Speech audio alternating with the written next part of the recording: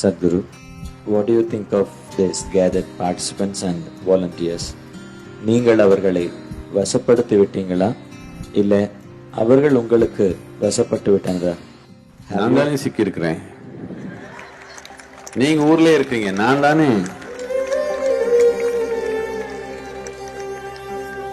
நீங்க என்ன உங்க ஊர்லயே சுத்தமா இருக்கிறீங்க? நான் தானே ஓடி வந்தேன். நான் தானே வசப்பட்டு இருக்கிறேன். நீங்க ஒண்ணு என்ன பாக்குறதுக்கு ஓடி வரலையே, நான் தானே.